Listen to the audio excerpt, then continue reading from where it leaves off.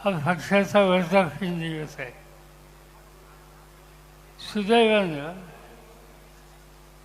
हा आनंद साजरा करण्याच्यासाठी महाराष्ट्राच्या जनतेनं काल झालेल्या निवडणुकीमध्ये 10पैकी 8 जागा निवडून देऊन या वर्धापन दिनाला एक अतिशय उत्तम प्रकारची साथ दिली. 25 वर्षाच्या पूर्वी या पक्षाची आपण स्थापना केली. महाराष्ट्राच्या कानाकोपऱ्यात जायचं हे ठरवलं.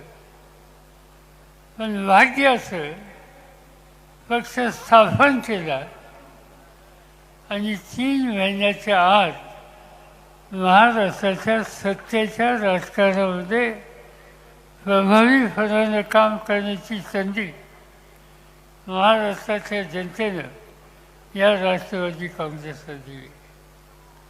आणि तेव्हापासून जवळपास 17-18 वर्ष सतत महाराष्ट्राच्या जनतेची सेवा करण्याची संधी दिली. एवढंच नव्हे, महाराष्ट्राच्या बरोबर केंद्र सरकारमध्ये सुद्धा काम करण्याची संधी दिली. आणि केंद्राचं जे सरकार होतं त्याच्यामध्ये राष्ट्रवादीचा वाटासुद्धा अत्यंत मोलाचा होता. आणि म्हणून हा दिवस रौप्य महोत्सवाचा साजरा करायचा असेल तर अहिल्यानगराची ओळख या ठिकाणी केली. याचा इतिहास जयंतरावने आपल्या भाषणात सांगितला. अहिल्यादेवी होळकरांचं कर्तृत्व, त्यांची दृष्टी, त्यांचं प्रशासन कौशल्य हा कुणाला अभिमान वाटणारा विषय आहे. पण अहिल्याबाईंची ही जी बाजू आहे तशी या अहिल्यानगर किंवा जुनं अहमदनगर याची एक दुसरी बाजू आहे. आणि ती दुसरी बाजू देशाच्या स्वातंत्र्य लढ्याची आहे. याच अहमदनगरला, अहिल्यानगरला 1942 साली 8 ऑगस्टला एक महत्त्वाचा कार्यक्रम गांधीजींच्या नेतृत्वाखाली मुंबईमध्ये झाला. ऑगस्ट क्रांती मैदानावर काँग्रेस पक्षाची कार्यकारिणी होती आणि महात्मा गांधींनी छोडो भारत म्हणून घोषणा केली. महात्मा गांधींना इंग्रजांनी अटक केली आणि पुण्याच्या आगा खान पॅलेसमध्ये त्यांना नेऊन ठेवलं. पण काँग्रेसची कार्यकारिणी त्या ठिकाणी होती. त्याच्यामध्ये जवाहरलाल नेहरू होते, मौलाना आझाद होते, राजेंद्र प्रसाद होते, अनेक महत्त्वाचे नेते होते. इंग्रजांनी या कार्यकारिणीच्या सदस्यांना, या नेत्यांना अटक केली आणि अहमदनगरच्या किल्ल्यामध्ये त्या ठिकाणी आणून ठेवलं. या किल्ल्यामध्ये एक महत्त्वाची गोष्ट घडली आणि ती पंडित जवाहरलाल नेहरूंच्याकडून. पंडितजींनी त्यांचं या किल्ल्यामध्ये वास्तव असताना डिस्कवरी ऑफ इंडिया नावाचा एक ग्रंथ, या देशाचा सवन इतिहास जो जगमान्य झाला, त्याचं लिखाण याच अहमदनगरमधल्या किल्ल्यामध्ये त्या काळामध्ये हे झालेलं होतं. अनेक गोष्टी या ठिकाणी सांगता येतील. स्वातंत्र्य लढ्यामध्ये इथे अनेक लोक सहभागी झाले आणि त्यांची याचिका ही जर आपण करायची ठेवली तर हजारो लोकांची नावं घ्यावी लागतील. पण 2 नावं हे मला विसरून चालणार नाहीत. एक अच्युतराव फतवर्धन आणि रावसाहेब फतवर्धन काँग्रेस कार्यकारिणीचे गांधीजींच्या बरोबरचे सहकारी. ते याच अहमदनगरमध्ये किंवा अहिल्यानगरमधून पुढे आले आणि देशाच्या स्वातंत्र्यामध्ये त्यांनी फार मोठी ही आज त्या ठिकाणी कामगिरी केली. आणि म्हणून अशा नगरीत आपण जमलो. रौप्य मुहूर्ताच्यासाठी जमलो. स्वातंत्र्याच्या आधीचे प्रश्न हे वेगळे होते, आता वेगळे प्रश्न आहेत. आता प्रश्न असेल, आज काय बघतो आपण, प्रधानमंत्र्यांनी शपथ घेतली मोदींनी. पण शपथ घेण्याच्या पूर्वी त्यांना या देशाचा मॅन्डेट होता. देशाच्या जनतेने त्यांना सहमती दाखवली होती. त्यांचं बहुमत नव्हतं. तेलगू देशम आणि बिहारच्या मुख्यमंत्र्यांची मदत घेतली. त्यामुळे आज त्यांचं त्या ठिकाणी राज्य झालेलं. आजचं जे सरकार आहे हे वेगळं सरकार आहे.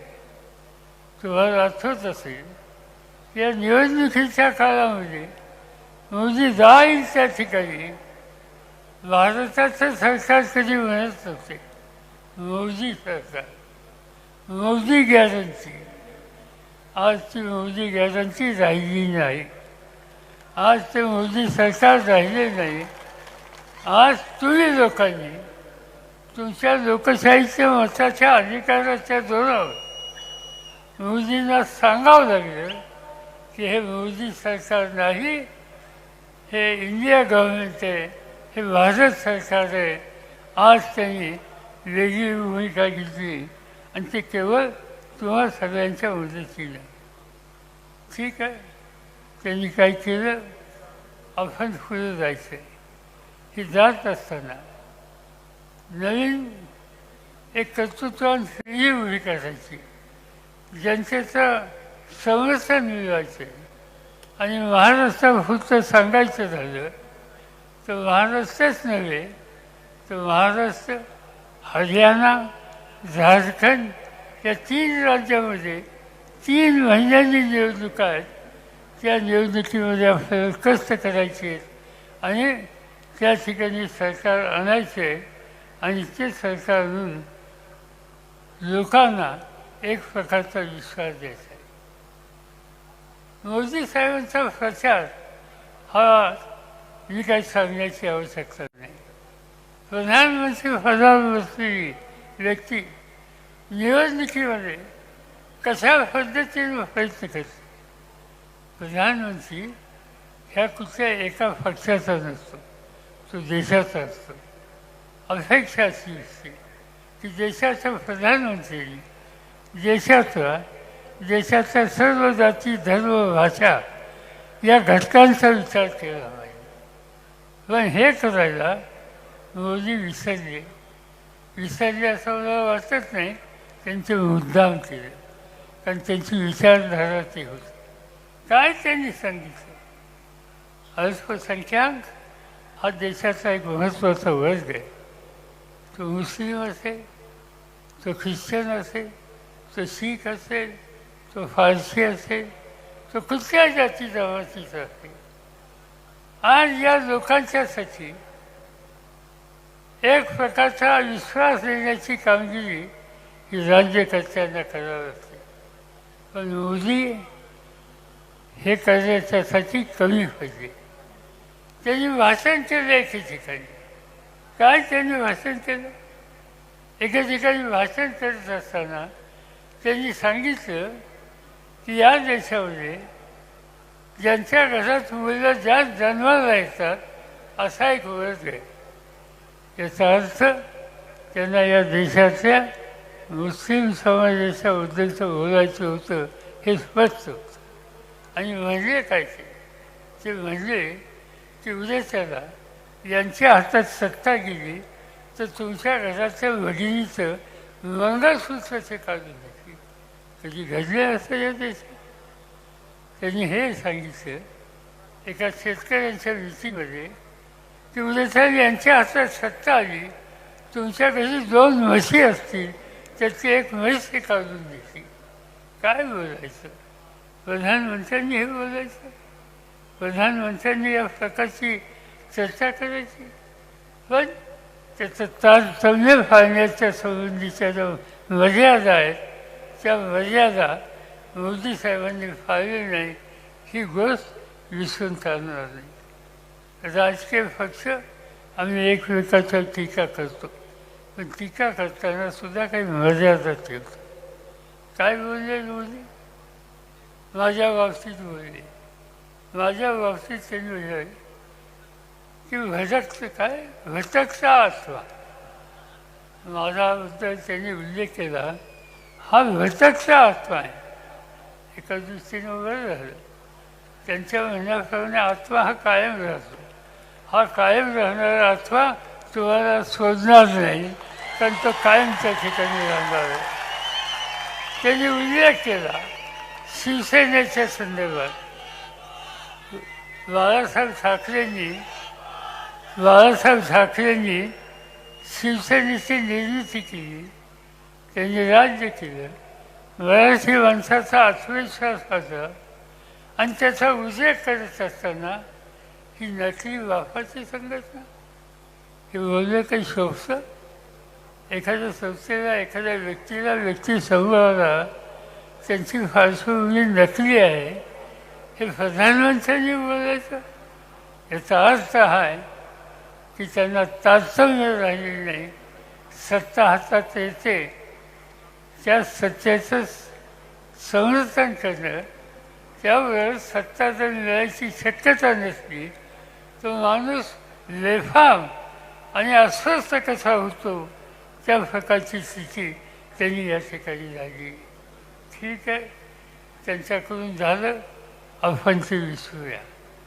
आपण नव्या विचाराने जाऊया. आपण हा देश कसा प्रगतीच्या रस्त्यावर न्यायचा त्याचा विचार आपण करूया. आणि ते करण्याच्यासाठी अनेक गोष्टी आपल्याला कराव्या लागेल. संघटना मजबूत करावं लागेल.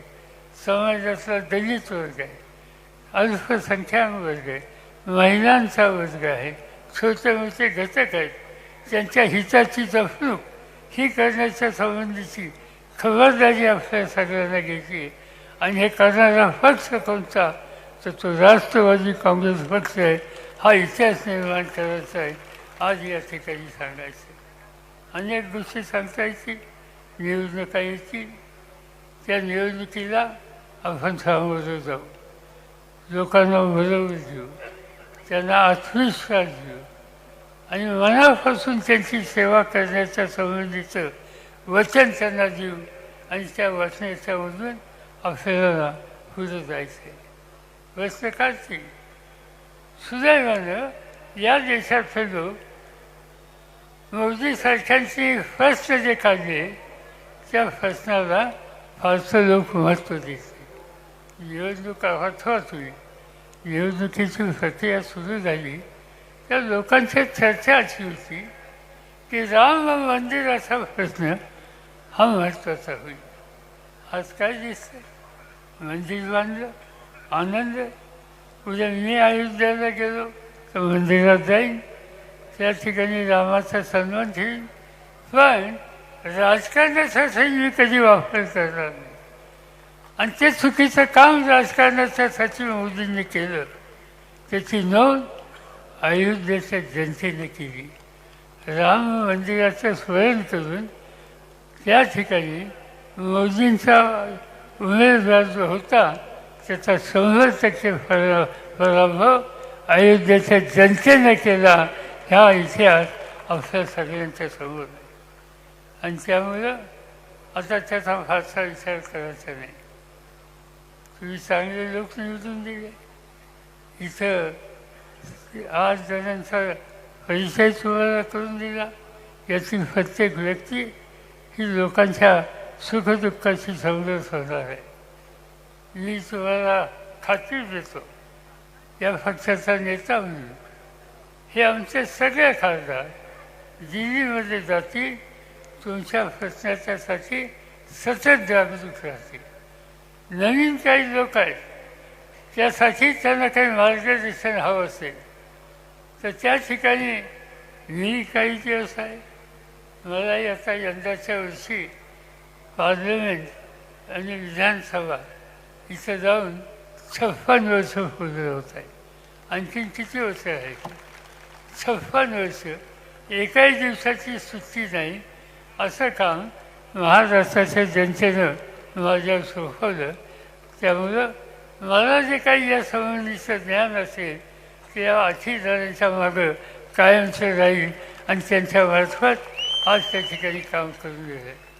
सुदैवानं सुफिया आणि कोळेसाहेब हे दोन्ही अनुभवी सदस्य आहेत. सुफियाची ही 4थी टर्म आहे, कोळेसाहेबांची 2री टर्म आहे. आणि संसदपटू म्हणून संसद संदर्भातला सन्मान हा या दोघांना मिळालेला आहे. त्या दोघांची मदत या नव्या सदस्यांना होईल आणि त्यांच्यामार्फत तुमच्या जिल्ह्याचे, तुमच्या मतदारसंघाचे, तुमच्या राज्याचे जे जे काही महत्त्वाचे प्रश्न असतील ते प्रभावीपणानं आज त्या ठिकाणी मांडले जातील. आणि म्हणून हे 8ही लोक माझ्या दृष्टीनं छत्रपती शिवाजी महाराजांचं अष्टप्रधान हे जे बनलं होतं तसं हे महाराष्ट्राच्या जनतेचे अष्टप्रधान महाराष्ट्राच्या हिताची जपून करते याची खात्री मी देतो. आता हा संबंध सोहळा आयोजित करण्याच्यासाठी नगर जिल्ह्यातील राष्ट्रवादी त्याचे सगळे नेते आणि विशेषतः ते मोठ्या मताने त्यांना निवडून दिलं ते आपले खासदार निलेशजी या सगळ्यांना त्याचं श्रेय देतं. खरं सांगायचं म्हणजे निलेश लोकसभेत आल्याच्या नंतर मला काळजी एकाच गोष्टीची आहे की जे आमचे सभासद आहेत ते सगळे जुने सभासद आहेत. त्यांना पार्लमेंटमध्ये सगळेजण नक्की विचारतील की हा कोण गजे या ठिकाणी आणला, हा खासदार. आणि तिथं भाषण करायला त्यांना मी सांगितलं तिथं मराठीतसुद्धा बोलता येतं. निवडणुकीच्या काळामध्ये कुणीतरी म्हणत असतं की इंग्रजीत का नाही बोलला. इंग्रजीत बोलायला लागतं असं नाही. तुम्ही हिंदीत बोलू शकता, तुम्ही मातृभाषेत बोलू शकता, मराठीमध्ये बोलू शकता. आणि एकदा का माईक हातात आला तर निलेशजी मराठीमध्ये काय बोलते याचा भरोसा नाही आणि त्याच्याबद्दल काही कमतरता भरणार नाही. त्यांना मोठ्या मतांतून निवडून दिलं. वगैरे गुरूंच्यासारखा आदिवासी समाजाचा एक शिक्षक अत्यंत